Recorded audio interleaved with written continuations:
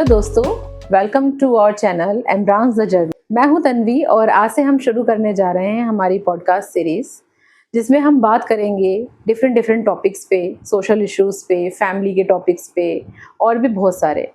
तो और ये मैं जो डिस्कशन जो हम करेंगे ये मैं अपने हस्बैंड के साथ करूंगी। तो मेरे साथ हैं मेरे husband. Meet my husband doctor Kapil Bora. तो आज का टॉपिक हमारा है joint family versus nuclear family पे, and which one is better. I think ये फर्स्ट टाइम होगा कि हस्बैंड और वाइफ जो है दोनों आपस में डिस्कशन करेंगे as a podcast and viewers देखेंगे। अच्छा कंसेप्ट है आपका ये। तो मैं आपसे पहला सवाल करती हूँ, तो आज के टाइम पे फ्रीडम या जो पर्सनल स्पेस है वो ज़्यादा इम्पोर्टेंट है या फिर फैमिली की टुगेदरनेस? नहीं, अपनी अपनी जगह दोनों ही चीज़ें इम्पोर्टेंट है। फैमिली टुगेदरनेस भी ज़रूरी है और पर्सनल स्पेस भी ज़रूरी है। कई बार क्या होता है, हमें साथ रहना है, जो हमारा इंडियन सिस्टम है, फैमिली सिस्टम है पुराना, जिसको हम जॉइंट फैमिली सिस्टम बोलते हैं। लेकिन ऐसा देखा गया है, मैंने भी देखा है अपने अपने पास्ट में, पेरेंट्स और आसपास के जितने भी फैमिलीज़ हैं, जो मेरा अनुभव रहा है, जॉइंट फैमिली सिस्टम में भी लोगों का दम घुटता है। कुछ ऐसे सिनारियोज बन जाते हैं, स्पेशली जैसे जैसे शादियां होने लग जाती है बच्चों की, तो जब भाई होते हैं, 2 या 3 भाई हैं, जब इनकी वाइफ होती है, एक जॉइंट फैमिली सिस्टम बनता है। तो उस जॉइंट फैमिली सिस्टम में जो है कुछ लोगों का तो दम घुटता है, कुछ लोग उसमें कंफर्टेबल होते हैं, कुछ लोगों का उसमें अपना पर्सनल बेनिफिट भी होता है। तो वो ठीक है, वो भी सिस्टम ठीक है। अगर सब कुछ ठीक है तो फिर तो सब ठीक ही है। पर ज़बरदस्ती हमें उस सिस्टम को चलाना है जस्ट बिकॉज वो पास्ट से चलता आया है, तो ज़रूरी नहीं है कि हर चीज़ जो पास्ट से चलती आई है वो सही हो। हमें अपना पर्सनल ग्रोथ सबसे पहले रखना है, क्योंकि अगर हमने अपने आप को हर दिन इम्प्रूव नहीं किया, हम कुछ नया नहीं कर रहे हैं, हम कुछ नया नहीं सोच रहे हैं, तो फिर हमारे जीवन का कोई अर्थ ही नहीं है। और ये मैं देखता हूँ कि हमारा जो जॉइंट फैमिली सिस्टम है उसमें काफ़ी लोग जो है वो मानसिक तौर पर पीड़ित हो जाते हैं। तो मतलब मैंने भी काफ़ी जगह ये देखा है कि हमारी जो है एनर्जी, खासकर जॉइंट फैमिली में, अगर वहाँ पे अगर एनवायरनमेंट हेल्दी नहीं है तो हमारी जो है एनर्जी सारी वहीं लग जाती है। हम कुछ अपने लिए हम कुछ प्रोडक्टिव नहीं कर पाते, हम अपनी ग्रोथ के बारे में नहीं सोच सकते। तो वहाँ जो है हमारी एक प्रोग्रेस जो है वो स्टक हो जाती है। बिल्कुल, मुझे तो लगता है कि हमारा जो इंडिया है, इंडिया बहुत पीछे है ऑब्वियसली, इंफ्रास्ट्रक्चर और कई चीज़ों में आज भी काफ़ी कंट्रीज से पीछे है। हम जब अपने आप को कंपैरिजन करते हैं तो हम सिर्फ पाकिस्तान से कंपेयर कर लेते हैं, या मिडिल ईस्ट कंट्रीज से कंपेयर कर लेते हैं, या हम अफ्रीकन कंट्रीज से कंपेयर कर लेते हैं। लेकिन अगर हम सच में यूरोप, यूएस या चाइना हमसे काफ़ी आगे निकल चुका है इंफ्रास्ट्रक्चर में और सब चीज़ों में। ऐसा क्यों है? मुझे लगता है कि इसके पीछे हमारा जो फैमिली सिस्टम है या जो मैरिज का सिस्टम है वो बहुत हद तक रिस्पॉन्सिबल है। मैं ये देखता हूँ कि हर इंसान की जो है ना, यहाँ पर एनर्जी सक हो रही है, वुमेन्स की भी और मेंस की भी। वो बहुत क्रिएटिव है, बहुत कुछ अच्छा कर रहा है, he is performing very well. The moment उसकी शादी होती है, फैमिली सिनारियो इतना बदल जाता है, क्योंकि हमारे देश में शादी इतनी बड़ी चीज़ है कि पूरी ज़िंदगी उथल पुथल हो जाती है। और जो इंसान इतना एनर्जेटिक होता है, उसकी सारी एनर्जी, वो जो एनवायरनमेंट होता है, वो जो जिसको हम कहते हैं घर के क्लेश या एडजस्टमेंट करना, बस इधर हर चीज़ को एडजस्टमेंट करने में ही सारी एनर्जी हमारी कंज्यूम हो जाती है। मुझे ऐसा लगता है कि जॉइंट फैमिली या जो हमारा मैरिज सिस्टम है, इसकी वजह से बहुत बहुत एनर्जी का लॉस हो रहा है। हमारे देश में जो ह्यूमन रिसोर्स, ये जो एक सबसे बड़ा रिसोर्स माना जाता है हर कंट्री का, हमारे देश में यूथ सबसे ज़्यादा पॉपुलेशन है यूथ की, पर फिर भी हम कुछ क्रिएटिव नहीं कर पा रहे हैं, क्योंकि लड़कियों को बताया गया है कि शादी ही सब कुछ है, और लड़कों को जो है शादी के बाद इतना कुछ मैनेज करना है, मतलब इतनी एनर्जी जो लग जाती है इन चीज़ों में, इन चीज़ों को हैंडल करने में, और ऐसा हर जगह हो रहा है, हर और फैमिली ऐसा में हो रहा नहीं है कि एनर्जी सिर्फ लड़के की तरफ से ही लग रही है, है। दोनों लड़की की तरफ से भी लड़की बराबर एनर्जी लग रही बराबर है। नहीं, वो इवन ज़्यादा लग रही है, क्योंकि हाँ, जैसे ही वो मान लो बहुत अच्छी एजुकेशन लेती है, ग्रेजुएशन किया, पोस्ट ग्रेजुएशन किया, बहुत अच्छी एजुकेशन ली, शादी हुई, सब कुछ एकदम से रुक गया। तो ये जो पूरा सिस्टम है, इसने इतनी एनर्जी लॉस किया है। हमारे देश में जो फैमिली सिस्टम है और जो मैरिज सिस्टम है, इसकी बहुत व्याख्या की जाती है कि ये दुनिया का सबसे अच्छा फैमिली सिस्टम है, ये है। लेकिन ऐसा हम, ठीक है, जहाँ पर सब ठीक है वहाँ पर तो सब ठीक है, लेकिन जहाँ ठीक नहीं है, जिस घर में ठीक नहीं है, वहाँ पर उसको ज़बरदस्ती चीज़ों को खींचना, शादी को ज़बरदस्ती खींच रहे हैं लोग, उसमें दोनों अंदर से मरे हुए हैं, लड़का लड़की दोनों, फिर भी साथ रह रहे हैं बिकॉज सोशल प्रेशर है, रहना ही पड़ेगा। आपको क्या लगता है कि ये जैसे मूवीज आती है हम साथ साथ हैं या हम आपके हैं कौन, तो रियल में क्या ऐसी फैमिलीज एग्जिस्ट कर? हम साथ साथ है देख के तो ऐसे लगता है कि वो ऐसी फैमिली है जिसमें सभी इमोशनल है और किसी के पास कोई ट्रॉमा है नहीं। तो रियल में ऐसा नहीं होता है कि कोई बहुत बड़ी फैमिली है और किसी फैमिली के किसी मेंबर का कोई ट्रॉमा नहीं है, उसमें सभी हंस रहे हैं, और सभी हंस रहे हैं, सब खुश और हैं, सब दिल के साफ है। वो सब इमोशनल हैं, सब दिल के साफ हैं। और ऐसा रियल में मुझे नहीं लगता ऐसा होता होगा, और कुछ फैमिलीज होती भी होंगी और कुछ प्रिटेंड भी करते होंगे कि हम ऐसे हैं। जैसे मैंने कहा कि कई घरों में 3-3 भाई होते हैं, साथ में रहते भी हैं और रहना पड़ता है उनको due to some issues. Property भी तो कॉज है।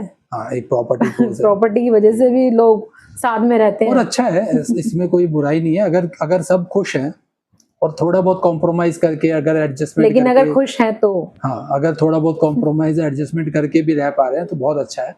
बट ओवरऑल ये है कि जो लाइफ मिली है कुछ करने के लिए, और हमारे अंदर कैलिबर है, हमारे अंदर पोटेंशियल है, जस्ट बिकॉज कि हमें रहना है साथ में एक ही छत के नीचे, और उसमें चाहे हमारी सारी एनर्जी जो है सक हो रही है। तो मेन बात यही है, अगर अगर सब खुश है और सब कुछ ठीक है, भाइयों के बीच में सही अंडरस्टैंडिंग है, पेरेंट्स जो है सबके साथ सबको इक्वली जो है ट्रीटमेंट दे रहे हैं, तो सब ठीक है। अगर जॉइंट फैमिली बहुत अच्छी है, क्योंकि इतना बढ़िया सपोर्ट सिस्टम मिलता है। दूसरा सवाल आपसे ये है कि जॉइंट फैमिली में वैसे सपोर्ट सिस्टम तो मिलता है, नो डाउट, लेकिन ये भी देखा गया है कि हर डिसीजंस में इंटरफेरेंस होता है फैमिली का।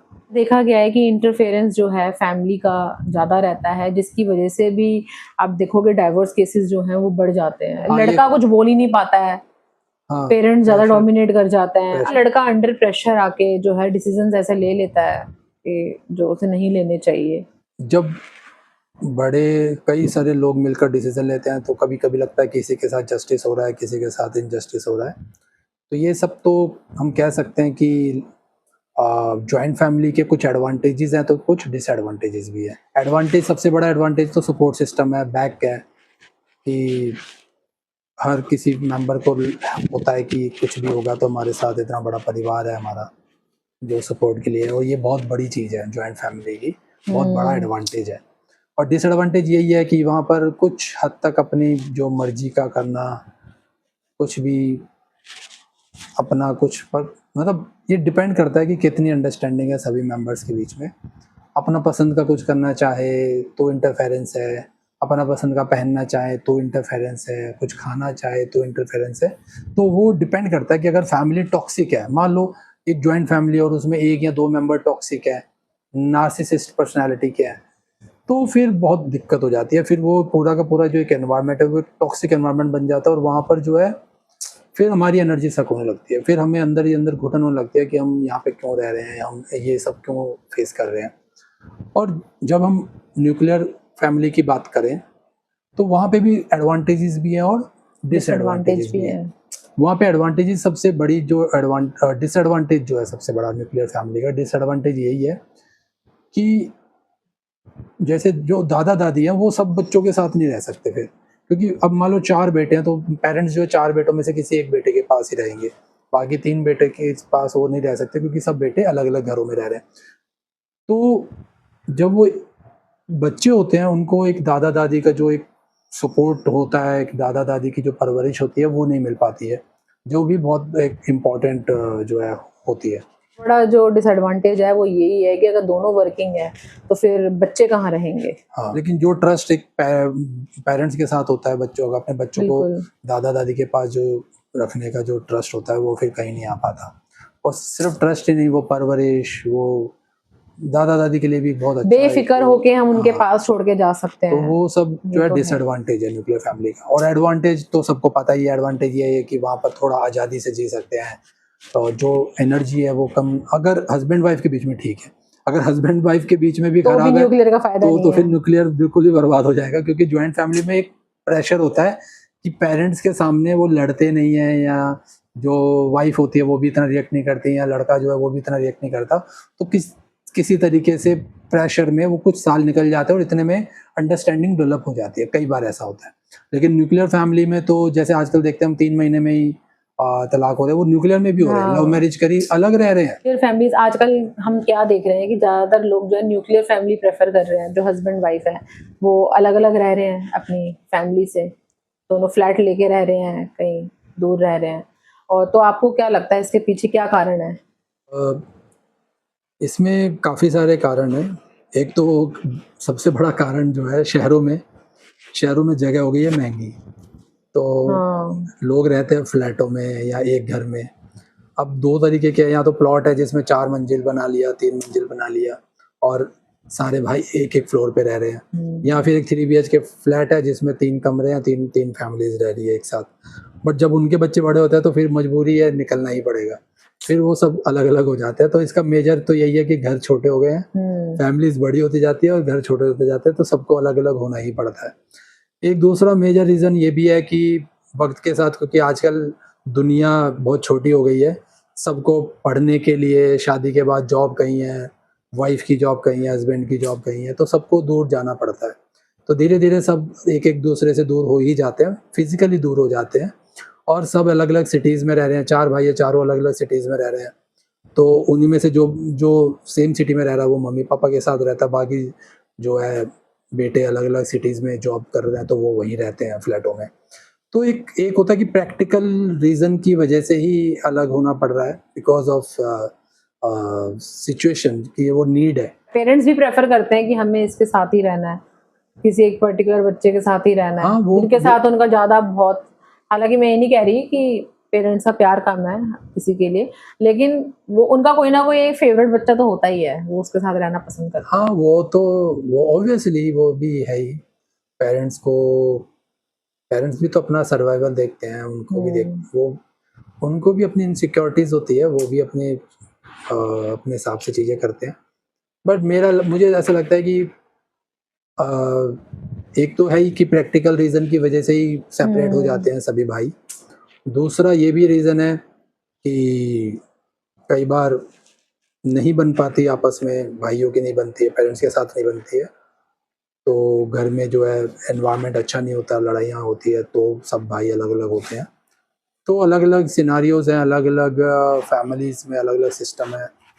बट ओवरऑल मेरा जो टेक है इस पूरे कंसेप्ट पे, joint family versus nuclear family में, जीवन बर्बाद ना हो किसी का भी। ज़रूरी नहीं है कि साथ में रहें, लड़ते रहें, दम घुट रहा है तब भी साथ में रहना है। जीवन जो है ना वो ना बर्बाद हो। तो आपसे मैं आखिरी सवाल पूछती हूँ। आखिरी सवाल ये है कि अगर आपको एक फैमिली सेटअप करनी हो, बनानी हो फ्यूचर के लिए, तो आप क्या प्रेफ़र करोगे? What will you choose, nuclear family और मिक्स्ड काइंड ऑफ फैमिली? जैसा मैं शुरू से कहता आया हूँ, मैं दोनों के ही ना अगेंस्ट हूँ, ना ही मैं दोनों के फ़ेवर में हूँ। मैं फ़ेवर में हूँ एक ही चीज़ के, कि मेरी एनर्जी सेव रहनी चाहिए।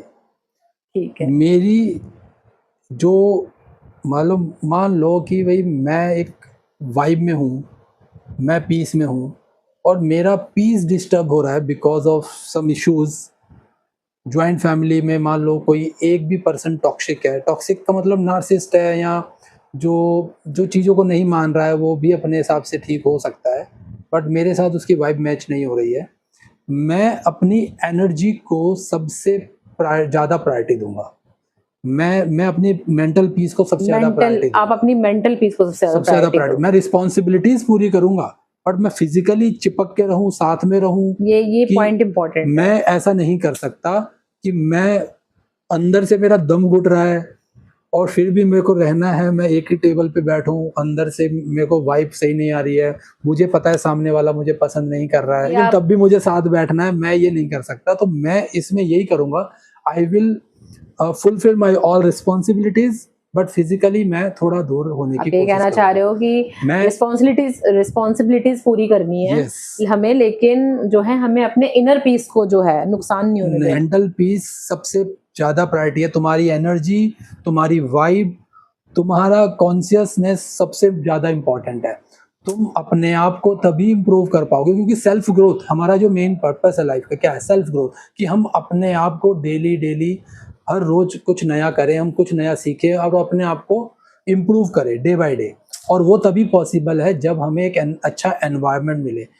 If we are living in a toxic environment, हम सेल्फ ग्रोथ नहीं, हमारा रिवर्स ग्रोथ हो जाएगा और हम जो है पाताल लोक में चले जाएंगे, हमारी सारी एनर्जी सक हो जाएगी, डिप्रेशन में चले जाएंगे।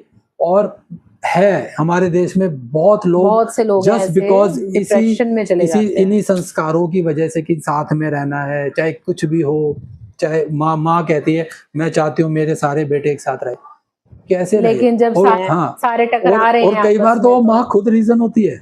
कई बार वो माँ ही रीजन होती है, उसकी बायसनेस या उसका अपना एक इनसिक्योरिटीज और उस अपना है, उस पर हम कभी बात करेंगे।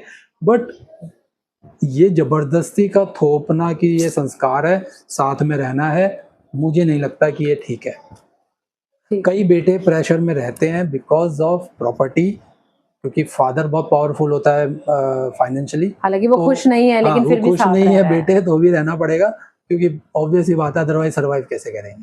क्योंकि उसका एक पर्टिकुलर लाइफस्टाइल भी जीना है और एकदम से छोड़ के निकल गए तो क्या ही जिएंगे। लेकिन ये तब साथ में रहता है जब उसका अपना कोई फाइनेंशियल, अगर वो फाइनेंशियली इतना इंडिपेंडेंट नहीं है, उतना नहीं है कि नहीं, कई बार ऐसा फाइनेंशियल इंडिपेंडेंट होते हुए भी रहते हैं। अच्छा, कई बार करेज नहीं होता निकलने का, करेज नहीं होता फैमिली में ये इन बातों को डिस्कस करने का, कई बार उनको फील भी नहीं होता है। इतनी भी तो कॉन्शियसनेस होनी चाहिए ना कि उनके ये फील हो कि हम घुट रहे हैं अंदर से, ये बात सही, हम अंदर से घुट रहे। कई बार लोगों में इतना भी कॉन्शियसनेस नहीं होता, उनको ये भी नहीं पता होता कि वो प्रॉब्लम में है। हमारे देश में भी 90% लोगों को पता ही नहीं है कि प्रॉब्लम में है, और प्रॉब्लम के रीजन भी जो है ना सिस्टम है, और वो सिस्टम, संस्कार, समाज जो है ना, इसने इतनी कंडीशनिंग कर दी है कि हम उसके परे सोच ही नहीं पाते हैं कि क्या दूसरा भी कोई अल्टरनेटिव हो सकता है।